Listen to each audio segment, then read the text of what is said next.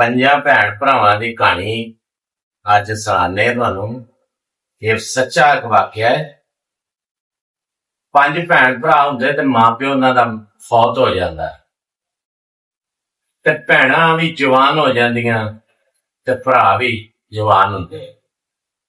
ਤੇ ਵੱਡਾ ਭਰਾ ਛੋਟੇ ਭਰਾ ਨੂੰ ਕਹਿੰਦਾ ਕਿ ਯਾਰ ਹੋਵੇ ਨਾ ਤੇ ਤੈਨੂੰ ਮੈਂ ਨਾ ਆਪਣੀ ਉਹਨਾਂ ਦੀ ਕੋਈ 2-2.5 ਕਿੱਲੇ 3 ਕਿੱਲੇ ਰਕਬਾ ਹੁੰਦਾ ਹੈ, ਹੋਵੇ ਨਾ ਤੇ ਤੈਨੂੰ ਕੋਈ ਥੋੜੀ ਜਿਹੀ ਜ਼ਮੀਨ ਵੇਚ ਕੇ ਨਾ ਤੇ ਬਾਹਰ ਨਾ ਭੇਜ ਦਿਆਂ, ਵੀ ਤੂੰ ਬਾਹਰ ਜਾ ਕੇ ਪੈਸੇ ਕਮਾਏਗਾ ਮੈਨੂੰ ਭੇਜੇਗਾ ਤੇ ਮੈਂ ਭੈਣਾਂ ਦੀ ਸ਼ਾਦੀ ਕਰਦੇ ਆ।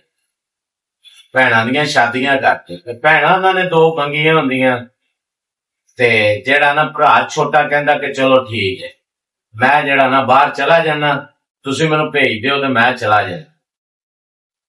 ਉਹ ਹੁੰਦਾ ਕੀ ਇਹ ਸਿਲਸਿਲਾ ਹੈ ਕਿ ਥੋੜੀ ਬਹੁਤੀ ਉਹ ਜ਼ਮੀਨ ਵੇਚ ਕੇ ਛੋਟੇ ਭਰਾ ਨੂੰ ਬਾਹਰ ਭੇਜ ਦਿੰਦਾ। ਛੋਟੇ ਭਰਾ ਨੂੰ ਜਦੋਂ ਬਾਹਰ ਭੇਜ ਦਿੰਦਾ ਨਾ ਤੇ ਇਹ ਜਿਹੜੇ ਪਰਦੇਸੀ ਭਰਾ ਬਾਹਰ ਬੈਠੇ ਨੇ ਉਹਨਾਂ ਨੂੰ ਵੀ ਪਤਾ ਹੈ ਤੇ ਸਾਰਿਆਂ ਨੂੰ ਪਤਾ ਹੈ ਕਿ ਜਦੋਂ ਬੰਦਾ ਬਾਹਰ ਜਾਂਦਾ ਨਾ ਸਾਲ ਪਹਿਲਾਂ ਜਿਹੜਾ ਪਹਿਲੇ 6 ਮਹੀਨੇ ਸਾਲ ਹੁੰਦਾ ਹੈ ਉਹ ਤੇ ਬੰਦੇ ਨੂੰ ਸੈਟਿੰਗ 'ਚ ਹੀ ਪਤਾ ਨਹੀਂ ਲੱਗਦਾ ਵੀ ਕਿਵੇਂ ਗੁਜ਼ਰਦਾ।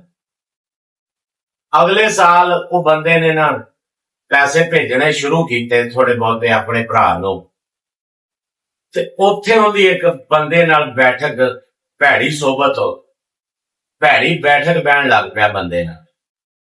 ਉਹ ਬੰਦਾ ਉਹਨੂੰ ਕਹਿੰਦਾ ਹੈ ਕਿ ਤੂੰ ਯਾਰ ਇੱਥੇ ਪੈਸੇ ਕਮਾ ਰਿਹਾ, ਤੂੰ ਪਿੱਛੇ ਆਪਣੇ ਭਰਾ ਨੂੰ ਪੈਸੇ ਭੇਜ ਰਿਹਾ ਸਾਰੇ, ਤੇ ਉਹਨੇ ਆਪਣੀ ਔਲਾਦ ਦਾ ਸਾਰਾ ਕੁਝ ਬਣਾ ਲੈਣਾ, ਤੇਰਾ ਕੁਝ ਵੀ ਨਹੀਂ ਬਣਾਣਾ, ਤੂੰ ਰੜੇ ਤੇ ਰਹਿ ਜਾਣਾ ਤੇ ਤੂੰ ਸਮਝ ਜਾ ਹੁਣ ਆਪਣੇ ਆਪ ਨੂੰ ਕਾਬੂ ਕਰ ਲਾ, ਤੂੰ ਆਪਣੇ ਆਪ ਨੂੰ ਕਾਬੂ ਕਰ ਲਾ ਕਿ ਜਿਹੜਾ ਤੂੰ ਕੱਲ ਨੂੰ ਜ਼ਲੀਲ ਨਾ ਹੋਵੇ।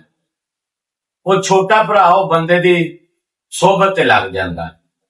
ਜਦੋਂ ਲੱਗ ਜਾਂਦਾ ਤੇ ਪਿਛਲਾ ਭਰਾ ਸਾਲ 2 ਸਾਲ ਇੰਤਜ਼ਾਰ ਕਰਦਾ ਤੇ ਉਹ ਪੈਸੇ ਨਹੀਂ ਆਂਦੇ। ਜਿਹੜਾ ਵੀ ਜਾਂਦਾ ਹੈ ਉਹਦੇ ਕੋਲ ਉੱਥੇ ਉਹਦੇ ਪਿੰਡ ਚੋਂ ਜਾਂ ਗਲੀ ਮਹੱਲੇ ਚੋਂ ਜੋ ਵੀ ਜਾਂਦਾ ਪੈਗਾਮ ਭੇਜਦਾ, ਲੇਕਿਨ ਉਹ ਅੱਗੋਂ ਇੱਕ ਫਤੂਰ ਦੇ ਵਿੱਚ ਆਇਆ ਹੁੰਦਾ। ਉਹ ਪਿਛਲੀ ਜਿਹੜੀ ਥੋੜੀ ਬਹੁਤੀ ਜ਼ਮੀਨ ਹੁੰਦੀ ਆ ਲੋਕਾਂ ਕੋਲੋਂ ਕਰਜ਼ੇ ਚੱਕ ਕੇ ਪੈਲੀ ਪੂਲੀ ਫੂਕ ਕੇ ਜਿਹੜੀਆਂ ਭੈਣਾਂ ਹੁੰਦੀਆਂ ਨੇ ਨਾ ਉਹਨਾਂ ਦੀ ਸ਼ਾਦੀ 2 ਦੀ ਇੱਕ ਵਾਰੀ ਕਰ ਦਿੰਦਾ, 1 ਦੀ ਬਾਅਦ ਚ ਕਰ ਦਿੰਦਾ। ਹੁਣ ਜਦੋਂ ਸ਼ਾਦੀ ਕਰਦਾ ਨਾ ਜ਼ਮੀਨ ਵੀ ਵਿਕ ਜਾਂਦੀ ਹੈ, ਲੋਕਾਂ ਤੋਂ ਕਰਜ਼ਾ ਵੀ ਲੈਂਦਾ ਹੈ। ਕਰਜ਼ਾ ਜਦੋਂ ਲੈਂਦਾ ਨਾ ਤੇ ਲੋਕ ਉਹਦੇ ਤੋਂ ਕਰਜ਼ਾ ਮੰਗਣ ਆਉਂਦੇ। ਕਰਜ਼ਾ ਜਦੋਂ ਵਾਪਸ ਲੋਕ ਮੰਗਣ ਆਉਂਦੇ ਜਿਨ੍ਹਾਂ ਤੋਂ ਪੈਸੇ ਉਧਾਰੇ ਫੜੇ ਹੁੰਦੇ ਆ ਤੇ ਉਹਨਾਂ ਨੂੰ ਅੱਗੋਂ ਇਹ ਹੀ ਜਵਾਬ ਦਿੰਦਾ ਕਿ ਮੇਰਾ ਛੋਟਾ ਭਰਾ ਬਾਹਰ ਗਿਆ, ਉਹ ਪੈਸੇ ਭੇਜੇਗਾ ਤੇ ਮੈਂ ਤੁਹਾਨੂੰ ਦਿਆਂਗਾ। ਮੇਰਾ ਛੋਟਾ ਭਰਾ ਬਾਹਰ ਗਿਆ ਹੈ, ਉਹ ਪੈਸੇ ਭੇਜੇਗਾ ਤੇ ਮੈਂ ਤੁਹਾਨੂੰ ਬਾਹਰ ਪੈਸੇ ਜਿਹੜੇ ਵਾਪਸ ਕਰਾਂਗਾ। ਉਹਦੀ ਜਿਹੜੀ ਹੁੰਦੀ ਨਾ ਪਾਕਿਸਤਾਨ ਰਹਿੰਦੇ ਕੋਈ ਥੋੜੀ ਬਹੁਤੀ ਸੈਟਿੰਗ ਇੱਕ ਕੁੜੀ ਨਾਲ ਹੁੰਦੀ।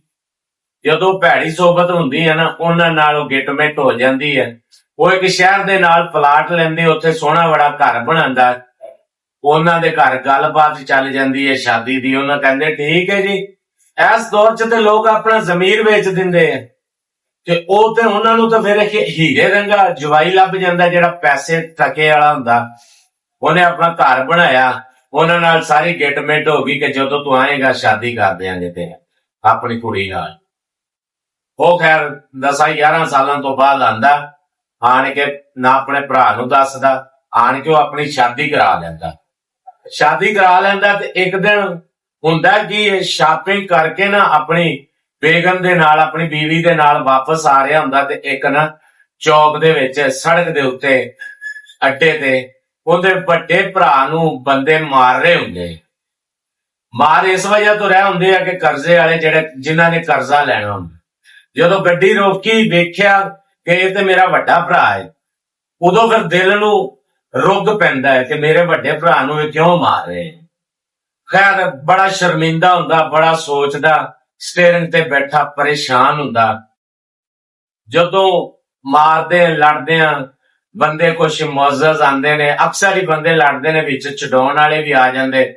ਬੰਦਿਆਂ ਛਡਾਇਆ, ਵੱਡਾ ਭਰਾ ਘਰ ਚਲਾ ਗਿਆ।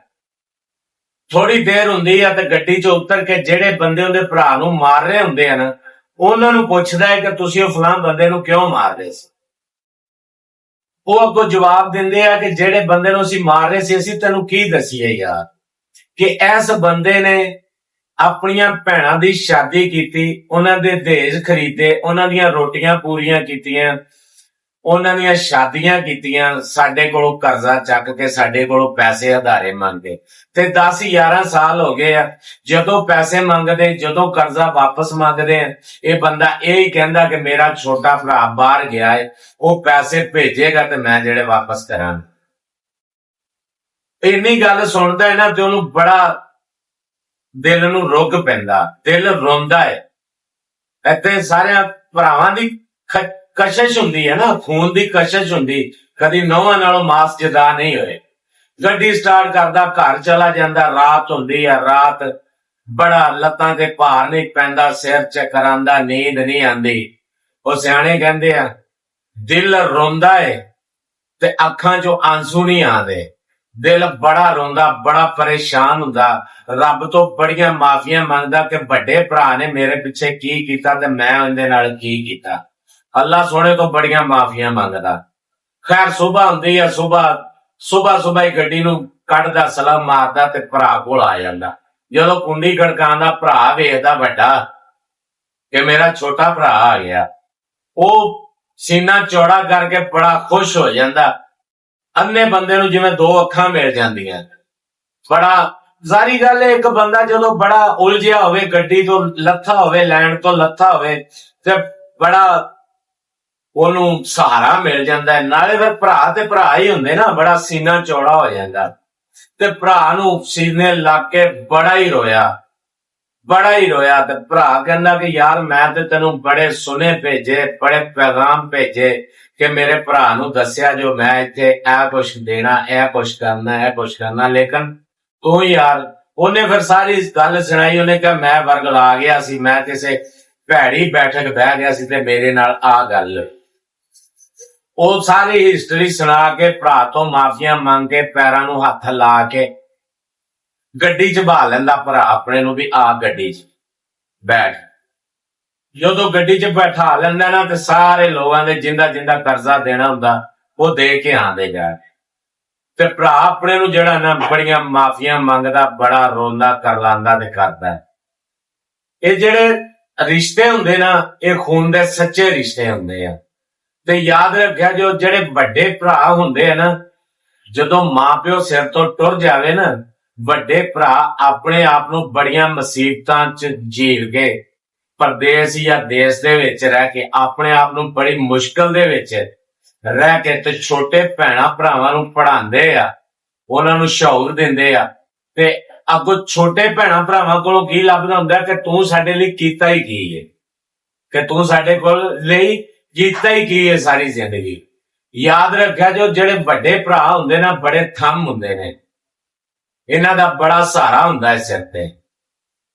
ਤੇ ਜਦੋਂ ਤੁਸੀਂ 3-4 ਭਰਾ, 2 ਭਰਾ ਜਦੋਂ ਵੀ ਇਕੱਠੇ ਬੈਠੇ, ਜਦੋਂ ਕਿਤੇ ਰੋਟੀ ਖਾਂਦੇ ਹੋਵੋਗੇ ਨਾ, ਤੇ ਜਿਹੜੇ ਤੁਹਾਡੇ ਚਾਚੇ, ਤਾਏ, ਮਾਮੇ, ਕਈਆਂ ਲੋਕਾਂ ਨੂੰ ਮੇਰੀ ਗੱਲ ਬੜੀ ਬੁਰੀ ਲੱਗਣੀ ਹੈ, ਬੜਾ ਮੈਂ ਬੁਰਾ ਲੱਗਣਾ ਤੇ ਮਾਜ਼ਰਤ ਚਾਹਨਾ, ਗੱਲ ਸੱਚੀ ਹੈ।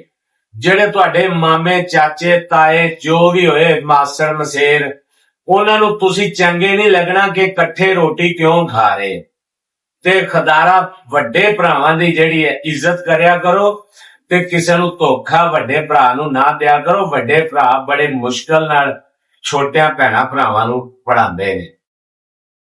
ਹੱਸਦੇ ਰਹੋ ਤੇ ਵਸਦੇ ਰਹੋ।